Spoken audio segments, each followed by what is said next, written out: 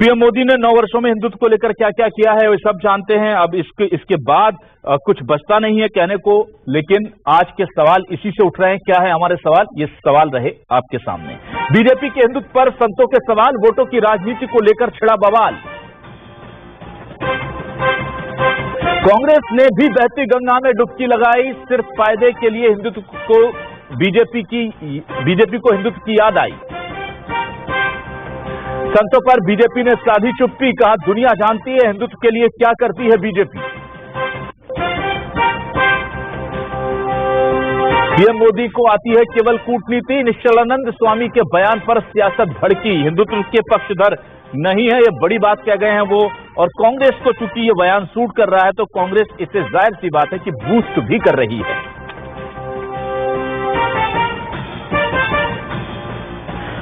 हमारे साथ कुछ खास मेहमान जुड़े हुए हैं, आइए सीधे रुख कर लेते हैं अपने खास मेहमानों का। मेरे साथ जुड़े हुए हैं कांग्रेस से वरिष्ठ नेता प्रवक्ता नितिन भंसाली जी, बहुत स्वागत करता हूं नितिन जी आपका इस खास डिबेट शो में। बीजेपी से वरिष्ठ नेता श्रीचंद सुंदरानी जी हमारे साथ जुड़े हुए हैं। सुंदरानी जी आपका भी बहुत बहुत स्वागत। और आज वरिष्ठ पत्रकार बाबूलाल शर्मा जी को हमने आमंत्रित किया है। बाबूलाल शर्मा जी आपका भी मैं स्वागत करता हूं। सबसे पहले मैं आता हूं श्रीचंद सुंदरानी जी आपके पास। सुंदरानी जी, साधु संत समाज तो सनातन की बात करता है, भगवा की बात करता है, और हम तो ये मानकर चलते हैं या हमें ऐसा मनवा दिया गया है कि जब भी इनकी बात होगी तो वो बीजेपी के फेवर में जाएगी। अब भगवा चोले पहने एक बड़े शंकराचार्य वो कह रहे हैं खुलकर कि गौरक्षकों को गुंडा कहने वाले जब ये छोड़ देंगे तब मानूंगा कि हिंदू के पक्षधर हैं। ये बहुत बड़ी बात कह दी है और इससे सीधे सीधे पीएम मोदी की इमेज को लेकर के भी सवाल खड़े हो रहे हैं। क्या कहेंगे आप? अभिलाष जी, निश्चित रूप से पूजनीय शंकराचार्य जी के बयान पे हम कुछ कहें ये उचित नहीं होगा, लेकिन हिंदुत्व के मामले में भारतीय जनता पार्टी नरेंद्र मोदी जी की सरकार, चाहे वो धारा 370 की बात करें, प्रभु राम के मंदिर अयोध्या में बनाने की बात हो, या सीए कानून की बात हो, या अन्य समय समय पर गौ माता की रक्षा के लिए बात हो, तो भारतीय जनता पार्टी और आदरणीय नरेंद्र मोदी जी का हिंदुत्व के मुद्दे पे बड़ा कंसेप्ट क्लियर रहा है।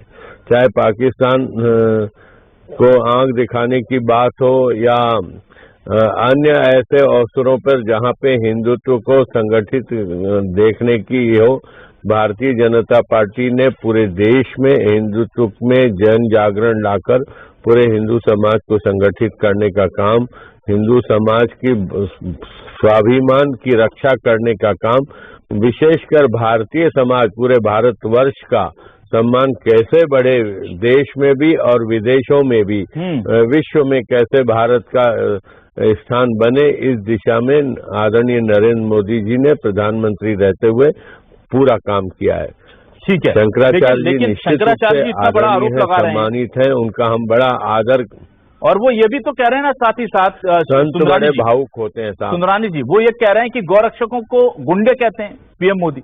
इस पर आपका जवाब नहीं आया, बीजेपी का भी जवाब नहीं आया। कभी नहीं अभिलाष जी, गौ रक्षकों को तो सम्मान करते हैं हम लोग सब, उनको नमन करते हैं जो गौओं की रक्षा करते हैं और उनको प्रेरित करते हैं। तो मेरे ऐसी जानकारी में तो नहीं है कि किसी भी भारतीय, मोदी जी नहीं बल्कि किसी भी भारतीय जनता पार्टी के कार्यकर्ता ने गौ रक्षकों के सम्मान में कोई बात कही हो। मैं बहुत सम्मान करता हूं शंकराचार्य जी का, उनके चरणों में वंदन करता हूं। मैं उनकी बात को काटूं, मैं बहुत छोटा सा एक कार्यकर्ता हूं भारतीय जनता पार्टी का, नमन करता हूं, उनको प्रणाम करता हूं, लेकिन जो बातें हैं वो पूरे देश की जनता जानती है। ठीक है भंसाली जी, ये सब सेट हो रहा है मामला। देखिए कुछ आपके लिए अच्छी पिचेस तैयार हो रही हैं। अभी कुछ दिनों पहले मैं न्यूज 24 मध्य प्रदेश छत्तीसगढ़ पर एक्सक्लूसिव बातचीत कर रहा था शंकराचार्य अभिमुक्तेश्वरानंद जी से। वो आपके राम वन पथगमन, कौशल्या माता मंदिर, गोधन न्याय योजना, गोबर खरीदी की तारीफ करके कह रहे थे कि बहुत अच्छा काम कर रही है भूपेश बघेल सरकार, सनातन का भी उद्धार हो रहा है और साथ ही साथ गाय की सेवा का नया रास्ता दिखाया जा रहा है। वो आपके फेवर में बोल जाते हैं, अगले शंकराचार्य जी आते हैं वो पीएम मोदी के अगेंस्ट में बोलकर जाते हैं। ये छत्तीसगढ़ की धरती पर से बिल्कुल बड़ा अच्छा पैटर्न चल रहा है। पूजन हवन पाठ करा लिया है क्या सर कुछ? नहीं, ये पूजन हवन वाली बात नहीं है, ये सरकार के कामों की बात है। गौरक्षा के संबंध में कहेंगे तो गोधन न्याय योजना, किस प्रकार गोबर की खरीदी, गौमूत्र की खरीदी इस प्रदेश में की जा रही है और किस प्रकार गौवंश की रक्षा की जा रही है, ये तो पूरे देश में इस मॉडल की चर्चा है। और मैं तो कहता हूं कि इससे राजनीति से ऊपर उठकर मोदी जी को भी ऐसे ही काम करने चाहिए। उन्होंने भी इस विषय में गोधन न्याय योजना की और हमारी योजनाओं की तारीफ की है। अब सरस्वती निश्चलानंद जी जो है, शंकराचार्य जी, मैं उनको भी कोटि कोटि प्रणाम करता हूं। सबसे बड़े धर्म गुरु और संत कहे जाते हैं देश में ये। वो यदि मोदी के बारे में, मोदी जी के बारे में यदि कोई बात कहते हैं तो निश्चित ही उसे गंभीरता से लेना चाहिए। भारतीय जनता पार्टी हो, आरएसएस हो, मोदी जी हो, इन्होंने हमेशा धर्म के नाम पर, हिंदुत्व के नाम पर सिर्फ और सिर्फ अपनी राजनीतिक रोटियां सेकने का काम किया इन्होंने। अभी आदरणीय सुंदरानी जी कह रहे थे कि देश और विदेश में नाम किया है, तो विदेशों में यहां से जाकर करोड़ों अरबों रुपया फूका है। जिनके साथ फ्लाइट में बैठकर ये विदेश जाते थे, उनकी तस्वीरें सार्वजनिक हो रही है अडानी जी की, मुझे बताने की आवश्यकता नहीं है। तो ये जो ढोंग और जो स्वांग रचते हैं, ये अब जनता के सामने है और संतों के भी सामने है। अब ये बार बार कह रहे हैं कि संतों के सामने मैं उनको बहुत मानता हूँ आदरणीय नितिन जी, लेकिन मेरा एक सवाल है, जो संत छत्तीसगढ़ में आकर के आपके एजेंडा को सूट करता हुआ बयान देते हैं, आप उन्हें सम्मानीय बता देते हैं। जो लोग हिंदू धर्म गुरु, जो साधु संत आकर के ऐसा कोई बयान देते हैं जो आपके एजेंडा को सूट नहीं करता, तो आप उनके खिलाफ कानूनी कार्रवाई करते हैं, उनके खिलाफ बयान देते हैं। तो आप भी कहां संतों का सम्मान कर रहे हैं, आप भी तो केवल सुविधा की राजनीति कर रहे हैं। आपको पता है मैं किसकी तरफ बात कर रहा हूं? जिन अभिमुक्तेश्वरानंद जी ने भूपेश बघेल सरकार की तारीफ की थी, धर्मांतरण को लेकर के मेरे अगले सवाल पर उन्होंने कहा था कि हो रहा है, सरकार झूठ बोल रही है, सरकार की मजबूरी है झूठ बोलना, लेकिन खुलेआम धर्मांतरण हो रहा है छत्तीसगढ़ में। उस बयान को लेकर क्या कहेंगे आप? इससे पहले कई बागेश्वर महाराज आकर के बोलकर गए, उन्होंने कहा, बागेश्वर महाराज भी आकर के बोलकर गए। तो क्या आप केवल हर संत को अपने राजनीति के चश्मे से देखते हैं? जो भी संत महात्मा हो छत्तीसगढ़ की भूमि पर आए, सभी का आदर और सत्कार है। जो बात कहें वो अच्छी बात कहेंगे तो बिल्कुल सम्मान होगा। और यदि उन्होंने कहा कि धर्मांतरण हो रहा है, तो हमने यहाँ पर देखिए जवाब में कोई ऐसी अच्छी बात नहीं कि हमने क्या कहा। यदि हो रहा है तो कवासी लखमा जी का इसमें बयान भी आया था, यदि हो रहा है तो बताइए, मैं मेरा मंत्री पद छोड़ दूंगा, इतनी बड़ी भी चैलेंज की थी। तो संत आते हैं, उन्हें गलत तरीके से फील्ड भी किया जाता है, तो किसी ने फील्ड किया होगा तो उन्होंने कह दिया होगा। पर साधु का, संतों का, धर्म का, सनातन धर्म का, सारे धर्मों का कांग्रेस जो है शुरू से सम्मान करते आई है। कांग्रेस एक धर्म निरपेक्ष पार्टी है, हिंदू है हम, वतन है हिंदुस्तान हमारा, सारे जहां से अच्छा हिंदुस्तान हमारा। हम तो इस नारे से चलने वाले लोग हैं। बाबूलाल शर्मा जी के 4 सिपाही, हिंदू, मुस्लिम, सिख, ईसाई। ठीक है शर्मा जी, देखिए छत्तीसगढ़ की जो पिच है वो बहुत अच्छी सेट हो रखी है और सीएम भूपेश बघेल पहले सॉफ्ट हिंदुत्व का एजेंडा लेकर के धीरे धीरे बीजेपी से उसकी ताकत को छीनते रहे, ये माना जाता है। और अब वो मुखर हो गए हैं, एग्रेसिव होकर खेलते हैं इन विषयों पर। और आपको क्या लगता है, इस तरह के साधु संत आते हैं और छत्तीसगढ़ में ही जाकर के जब वो बयान देते हैं, तो ये सब चीजें पॉलिटिकली फेवर में जाती हैं कांग्रेस के? सबसे पहली बात यह है कि धर्माचार्य की बात करते हैं, वो सोच समझकर कैसे करते हैं। मुझे जो निश्चलानंद जी ने 1-2 बयान किया नक्सलवाद का था, जिसमें उन्होंने कहा कि सारी सरकारें ही नक्सलवाद बढ़ाने का कारण है। उसमें ओम माथुर जी ने कहा कि उन्होंने जो कहा है ठीक कहा है। और ये जो बयान है इसमें जो है वो मुकर गए, मैं उस पर कोई टिप्पणी नहीं करना चाहता। तो आपने जो कहा ना कि अपने पक्ष का अगर कोई मामला होता है तो उसका आनंद लिया जाता है, और अगर जरा विपक्ष में बयान आ गया तो उसको फिर वो आलोचना की जाती है। वास्तविकता जो है वो ये है कि धर्माचार्यों को राजनीति के संबंध में विषय में ऐसा बयान नहीं देना चाहिए, सबसे बड़ी चीज है। जहां तक सवाल है मोदी जी पर जो आरोप उन्होंने लगाया है, वो इसलिए लगाया है कि कुछ संतों को ये समझ में आने लगा है कि राजनीति जो भारतीय जनता पार्टी कर रही है, मोदी जी कर रहे हैं, वो धर्म के आधार पर कर रहे हैं, जो नहीं होनी चाहिए। धर्म को धर्म की जगह रहने दिया जाना चाहिए। कुछ संतों की सोच ऐसी बनी है, तो वो ऐसे बयान फिर वो आ जाते हैं। और उसका असर क्या होगा ये तो मैं नहीं कह सकता कि हिंदुस्तान पर उसका क्या असर होगा, क्योंकि ये तो राष्ट्र के संत है, तो इनके बोलने का असर तो राष्ट्रवादी होगा, राष्ट्र पर असर पड़ेगा। और ये हिंदुस्तान का विषय जहाँ उठाते हैं ना, हिंदुस्तान वाली बातें, हिंदुत्व की बातें, तो देखिए हिंदुत्व एक जीवन शैली है। कोर्ट ने भी माना है कि ये जीवन जीने की शैली है हिंदुत्व कोई धर्म नहीं है। सवाल वो नहीं है। दूसरी चीज ये है कि आप देखिए हिंदुओं का ये देश जो है सदियों से है, और गांधी जी ने किसको आजाद कराया था? हिंदुस्तान को आजाद कराया था।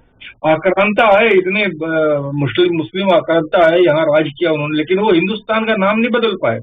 ये अंग्रेज इतने साल 200 साल तक रह गए, उन्होंने भी यहाँ का नाम बदल नहीं पाए। वो मोहल्लों का नाम बदल दिया है, शहरों का नाम बदल दिया, वो अलग बात है, लेकिन हिंदुस्तान को नहीं बदल पाए। मतलब साफ है कि सदियों से हमारा हिंदुस्तान हिंदुस्तान रहा है, और इस चीज को कोई नकार नहीं सकता। अब इस चीज को नकारने का प्रयास जो है वो धर्म की राजनीति करने वाले लोग करते हैं कि हिंदुस्तान खतरे में है। हिंदुस्तान कभी खतरे में नहीं रहा। हिंदुस्तान आक्रांता यहाँ राज करते थे तब खतरे में नहीं रहा, अंग्रेज राज किए तब खतरे में नहीं रहा। हिंदुस्तान हमेशा हिंदुस्तान की तरह खड़ा रहा। अब कैसे इस तरह की बातें आने लगी हैं, ये सिर्फ राजनीति का विषय बन गया है, और धर्म से राजनीति जोड़ा नहीं जाना चाहिए, और धर्माचार्यों को ऐसे बयानों से बचना चाहिए। मेरी व्यक्तिगत सोच तो यही है। और बाबूलाल शर्मा जी ने कहा कि धर्माचार्यों को बचना चाहिए, लेकिन साथ ही साथ उन्होंने ये भी जोड़ा कि कुछ धर्माचार्यों को लगने लगा है कि बीजेपी हिंदुत्व को लेकर के पूरा का पूरा उसको एजेंडा बना करके सियासत कर रही है, जबकि उसको विकास पर और दूसरी चीजों पर भी फोकस होना चाहिए। एक श्रीचंद सुंदरानी जी, ये चीज बार बार आती है, मेरे डिबेट में भी ये रेफरेंसेस उछलते रहते हैं कि सरकारों का काम स्वास्थ्य, शिक्षा, रोजगार, डिप्लोमेसी, आर्थिक स्थिरता, इन पर होना चाहिए। और आप लोग, ऐसा लगता है कि ये सब छोड़ करके पंडित पुजारियों से बस ना चले, वरना एक एक कार्यकर्ता आपका उनसे पोथी पन्ना छुड़ा करके खुद पढ़ने बैठ जाए कि आप तो रहने दो। जहां बात आती है पंडितों की, सनातन की, मंदिरों से अधिकार हटा लीजिए सरकारी, और मंदिरों के अधिकार वापस साधु संतों को दे दीजिए। पूरे देश में वो अधिकारों की मांग हो रही है, वो नहीं मिल रहे हैं। संतों का हम सम्मान करते हैं, लेकिन चलाएंगे वहां की उसे हमारे कलेक्टर और दूसरे अधिकारी। तो यहां इसको लेकर के संतों का एक बड़ा वर्ग है जो अब नाराज हो रहा है कि भाई आप सियासत में धर्म का पालन कीजिए, लेकिन धर्म में सियासत मत कीजिए। क्या बीजेपी को अब इस चीज से डरना चाहिए? नहीं, हम लोग धर्म में सियासत नहीं करते अभिलाष जी। ये एक धारणा बन गई है कुछ लोगों की, भारतीय जनता पार्टी धर्म को राजनीति के लिए उपयोग करती है। हमारा भारतीय जनता पार्टी का ये दृष्टिकोण कभी नहीं रहा। लेकिन भारतवर्ष हो या बाबूलाल जी ने अभी कहा कि हमारे देश का नाम ही हिंदुस्तान है, तो हिंदुस्तान की रक्षा करना, उसके स्वाभिमान की रक्षा करना, और कहीं न कहीं हिंदुस्तान की रक्षा करना, हिंदुत्व की रक्षा करना, ये हमारा कर्तव्य है। हम इसलिए इस एजेंडे पे काम करते हैं, और निश्चित रूप से वो एजेंडा देश के लिए जरूरी है, हिंदुत्व के लिए जरूरी है। आज भी अगर 140 करोड़ के देश में 115 करोड़ हिंदू अगर इस देश में हैं, तो कहीं न कहीं ये हिंदुस्तान हिंदुओं का ही तो कहलाएगा। भले वो हिंदू राष्ट्र नहीं बन पाया, सर्वधर्म संभाव, बातों में श्रीचंद सुंदरानी जी ने वो बात कही थी जिसको आपने भी नोट किया होगा। अभिलाष जी, अभी मुझे करोड़ की जनता में इन्होंने कैसा आंकड़ा मिलाया, देखिए आप तो खुद ही स्वीकार कर रहे हैं। नहीं, मैं स्वीकार कर रहा हूँ ना, मुझे गर्व है, मैं हिंदू। शंकराचार्य निष्ठुरानंद जी यही तो कह रहे हैं, हिंदू हूँ, इस बात का गर्व है आप लोग हिंदुत्व के नाम पर सिर्फ राजनीति करते हैं और अपनी राजनीति बिल्कुल राजनीति नहीं करते। बाबूलाल शर्मा जी को आवाज देंगे, हम हिंदुत्व की रक्षा के लिए, आपकी आवाज जी, हम हिंदुत्व के लिए काम करेंगे।